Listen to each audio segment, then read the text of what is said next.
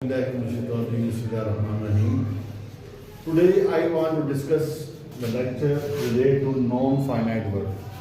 Non-finite verb कहते हैं ये फेल होते हैं लेकिन नकली इसम का काम करेंगे, एज आ सब्जेक्ट के तौर पर इस्तेमाल होंगे, इसम के तौर पर इस्तेमाल होंगे। इसमें हमने जीरड जिसको मसदरी बोलते हैं उर्दू में, या फेली इस्मा, फेल से इसम बनाना, फेल से नाउन बनाना, इसे इंग्लिश में वर्बल नाउन भी बोलते हैं।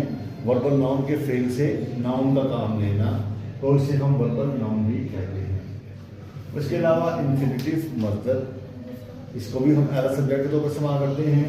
और इसमें दो टाइप्स हैं, एक टू के साथ और एक विदाउट टू, जिसे हम बेयर इन्फिनिटिव बोलते हैं। ये बेयर इन्फिनिटिव का मैं अभी इसमें जाकर आगे एक्सप्लेन करते हैं। उसके बाद पार्टिसिपल क्या होते हैं? पार्टिसिपल में भी आइडियल फॉर्म होगी और इडियल फॉर्म होगी, पास प्रेजेंट पार्टिसिपल होंगे, सिफ्ते फेल भी होती है। इसमें क्या होगा, इसमें हमने एक वर्ब ने क्या करना है, वर्ब ने एडजेक्टिव का काम करना है इसमें, तो इससे क्या कहेंगे, सिफ्ते फेल ही बोलेंगे। सबसे पहले और लास्ट का टॉपिक जो क्या है, progressive form of verb, ING form of verb. ये चार जो चीज़ें हैं, ये टाइप जो चीज़ें हैं, मैंने इसलिए आज मौजूद रखा कि अक्सर एग्जामिनेशन में इसके ऊपर एमसीक्यूज बेस पर सवाल उठते हैं, तो आज हम डिस्कस करेंगे ताकि हमें अच्छी तरह मालूम हो जाए कि जीरन क्या होता है, इन्फिनिटिव क्या होता है, पार्टिसिपल क्या होता है और प्रोग्रेसिव फॉर्म ऑफ वर्ब क्या होती है। सबसे पहले मैं आपके सामने जीरन को डिस्कस करूँगा। जीरन को हम क्या कहते हैं? जीरन को verb acting as a noun, एक फेल जब एक्ट करे, काम करे नाउन का, इसम का, तो जब नाउन का वर्ड आ जाता है तो आप जानते हैं नाउन सब्जेक्ट के तौर पर इस्तेमाल होता है, या ऑब्जेक्ट के तौर पर, या वो कंप्लीमेंट के तौर पर। कंप्लीमेंट किसे कहते हैं? किसी भी सेंटेंस को तकमील देने वाला, मुकम्मल करने वाला, एज आ कंप्लीमेंट के तौर पर भी इस्तेमाल होता है। तो मेरे प्यारे बच्चों, मैं आपके सामने अब जीरन को क्या करेंगे, जीरन को हमने यहाँ पर सामने रखना है। और सबसे पहले मैं आपको बताऊंगा कैसे एक वर्ब से हमने इसको क्या करना है, जीरन के तौर पर इस्तेमाल करना है। मिसाल के तौर पर समूह, वैसे समूह का मतलब हम देखें तो समूह का मतलब क्या होता है, धुआं। लेकिन अगर समूह से हमने नाउन बना लिया, आईएनजी फॉर्म को साथ में इजाफा कर दिया, तो उससे क्या बन जाएगा, समूह से क्या बन जाएगा, स्मोकिंग। हमने इसमें क्या करना है, इसमें हमने, मैं आपको बता रहा हूँ, verb plus first form of verb ING, ING वाली फॉर्म ये है, वर्ब प्लस आईएनजी फॉर्म कर दी और नाउन का काम ले लिया हमसे। मिसाल के तौर पर स्मोक था धुआं, स्मोकिंग जब हम लिखेंगे तो उसका मतलब है तंबाकू, नोशी। Smoking is injurious to health. तो यहाँ पर हमने क्या देखा कि स्मोकिंग यहाँ पर किसका काम ले रहा है, एज ए सब्जेक्ट का काम ले रहा है, इसे हम क्या कहेंगे, जीरन बोलेंगे। इसी तरह ट्रांजिटिव वर्ब, ट्रांजिटिव वर्ब क्या होते हैं? आप सबसे पहले मैं आपको ट्रांजिटिव वर्ब के बारे में कंसेप्ट क्लियर करता हूँ। वैसे अब मैं आपको वर्ब के बारे में जब बताऊँगा तो इसको मजीद एक्सप्लेन करेंगे। यहाँ पर ट्रांजिटिव वर्ब और इंट्रांजिटिव वर्ब क्या होते हैं? ट्रांजिटिव वर्ब वो फेल होते हैं बेटा, याद रखिएगा, जो जब इसको हम बयान करते हैं तो खुद से अपने मायने की वजाहत नहीं कर सकते। इनको क्या करना पड़ता है, इनको वजाहत के लिए, इनकी वजाहत के लिए हमें कोई ना कोई ऐसा वर्ड इस्तेमाल करना पड़ता है, ऐसा नाउन इस्तेमाल करना पड़ता है जिससे इसके मायने की वजाहत हो पाए। मिसाल के तौर पर आई हेट, मैं नफरत करता हूँ, किससे नफरत करता हूँ, इस बात की वजाहत नहीं हो पा रही, तो लिहाजा ये जो फिक्रा है, ये जो वर्ब है, ये कौन सा वर्ब है, ये वर्ब ट्रांजिटिव वर्ब है, जो विदाउट क्या है, विदाउट आगे जो भी हम जब तक ऑब्जेक्ट नहीं लगाएंगे तब तक वो मायने वजाहत नहीं कर पाएगा। लिहाजा हमें यहाँ पर क्या करेंगे, हमने यहाँ पर एज आ क्या किया, जीरन को इस्तेमाल किया गैम्बलिंग को। गैम्बल कहते हैं जुआ को, और गैम्बलिंग कहती है जुआबाजी। ठीक है जी, आई हेट गैम्बलिंग, मुझे जुआबाजी से नफरत है। तो यहाँ पर क्या हो जाएगा, ये एज आ ट्रांजिटिव वर्ब को मैंने क्या किया कि आपके सामने ट्रांजिटिव वर्ब है, उसको मुकम्मल करने के लिए भी जीरन को इस्तेमाल कर सकते हैं। आगे देखिए, she is found of cooking, found of cooking जैसा है, याद रखिएगा। इसकी मैंने आपको बताया, कुक का मतलब कहता है, कुक का मतलब होता है पकाना, कुकिंग कहता है पकवान। वो पकवान की क्या है, शौकीन है, तो यहाँ पर आप गौर से देखें कि प्रेपोजिशन लगाकर हमने जीरन को लगाया, तो यहाँ पर हमें ये बात समझ आ गई कि क्या है एज इसे हमने ऑब्जेक्ट के तौर पर इस्तेमाल किया। अब लास्ट में मैंने कम्प्लीमेंट की बात की थी, तो कम्प्लीमेंट क्या होता है? हेयरिंग इज ओबेइंग, जो है सुनना, जो है वो अताअत करना है, ठीक है जी। ओबेइंग यहाँ पर हमने क्या किया? एज अ कम्प्लीमेंट के तौर पर हमने इसको इस्तेमाल किया। तो मेरे प्यारे बच्चों, अब ये हमने क्या किया? इसको सबसे पहले वर्बल नाउन को एक्सप्लेन किया। अब हम आगे बढ़ते हैं इन्फिनिटिव वर्ब की तरफ। इन्फिनिटिव वर्ब को हमने एक्सप्लेन करना है, तो सबसे पहले इन्फिनिटिव वर्ब में क्या है? इन्फिनिटिव वर्ब में टू के बाद फर्स्ट फॉर्म लगाने से इन्फिनिटिव वर्ब बनता है।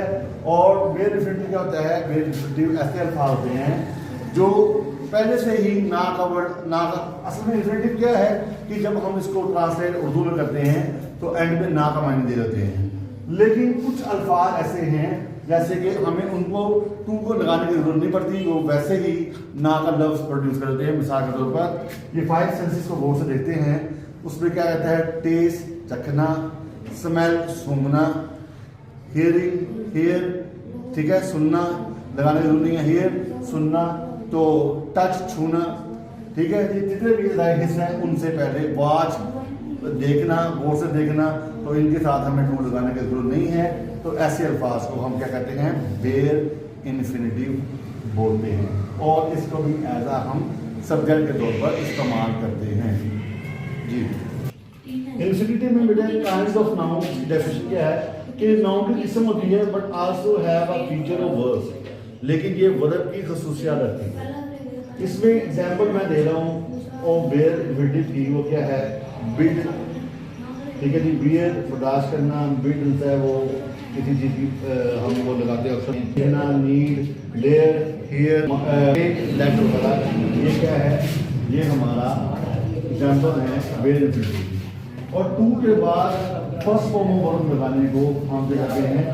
ये टू के साथ लगाते हैं, ये विदाउट टू है, और ये विद टू के साथ आते हैं, फर्स्ट फॉर्म लगाते हैं, तो इसे इन्फिनिटिव कहते हैं। ये मेजर टू टाइप्स है इन्फिनिटिव। आगे जरा गौर से देखिए एग्जांपल से क्या है? To find fault in it.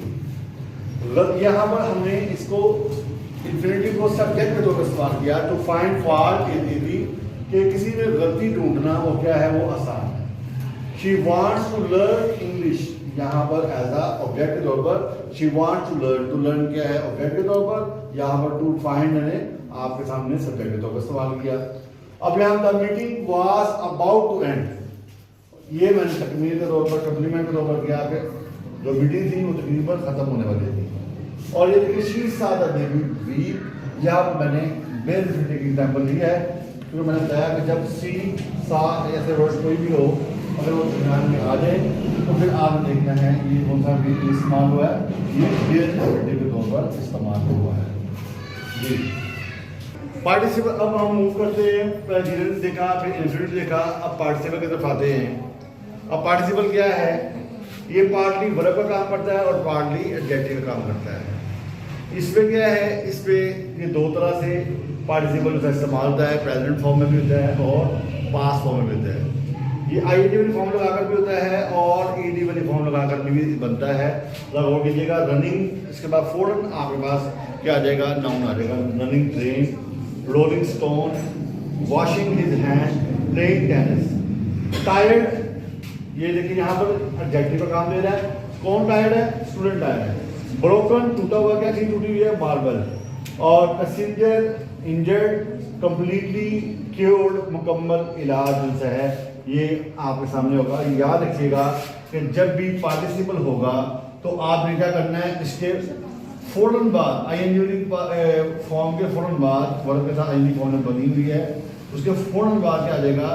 फौरन बाद नाउन इस्तेमाल होगा, जिससे पता चलेगा कि ये नाउन की सिर्फ बयान कर रहा है, एडजेक्टिव के तौर पर काम कर रहा है। इसी तरह टायर्ड, स्टूडेंट, पास्ट में इतना हो जाएगा। इसकी एग्जाम्पल देखते हैं हम। Never try to get into running train, कभी भी चलती गाड़ी में सवार मत हो। वॉशिंग हिज हैंड, हाथ धोने के बाद, देखिए फौरन आईएनजी फॉर्म के बाद नाउन आया हुआ है, ये निशानी है किसकी? पार्टिसिपल की। Washing his hand, he ate fruits. I am playing tennis, मैं खेल रहा हूँ टेनिस बोर्ड, इसके बाद नाउन आ गया। द टायर्ड स्टूडेंट, देखिए टायर्ड के बाद स्टूडेंट आ गया, begin to rest, broken marble can injure your feet. अब बेटे मैं आपको देखिए हमने जीरन का पढ़ा, इन्फिनिटी का पढ़ा, पार्टिसिपल का पढ़ा। मैं आपको यहाँ पर एक बात क्लियर कर दूँ, इसे नॉन फाइनाइट वर्ब कहते हैं क्योंकि ये नकली फेल है, फेल नहीं है, ठीक है जी। और ये इस समय तो काम कर रहे हैं, तो जो हमने टेंसेस के अंदर ये बिल्कुल नहीं है। टेंसेस में जब ये इस्तेमाल होंगे तो ये पास्ट में, प्रेजेंट में, फ्यूचर में इनकी हालत ये नहीं होती, सेम वैसे ही वैसे रहेंगे। लेकिन अब आपके सामने मैं प्रोग्रेसिव फॉर्म ऑफ वर्ब में और पार्टिसिपल में मैं आपको बुनियादी फर्क बताना चाह रहा था, इसलिए मैंने ये टेंसेस के हिस्सा है प्रोग्रेसिव फॉर्म ऑफ वर्ब, लेकिन इसको इसलिए मैं यहाँ पे डिस्कस कर रहा हूँ क्योंकि आप लोग से देखिएगा, आई वाज वर्किंग, मैं काम कर रहा था, आई एम वर्किंग, मैं काम कर रहा हूँ। देखिए यहाँ पर किसका जिक्र हो रहा है, काम के कंटिन्यूटी का जिक्र हो रहा है, जारी का जिक्र हो रहा है। और यहाँ पर दूसरा है, हमने क्या किया था, आईएनजी फॉर्म के बाद फॉर्म नाउन का इस्तेमाल किया था, ये बुनियादी फर्क समझाने के लिए कि ये और जो दूसरा प्रोग्रेसिव फॉर्म ऑफ वर्ब है और पार्टिसिपल है बिल्कुल अलग चीज़ है। बहुत शुक्रिया आपका, उम्मीद करता हूँ आपको ये वीडियो पसंद आई होगी।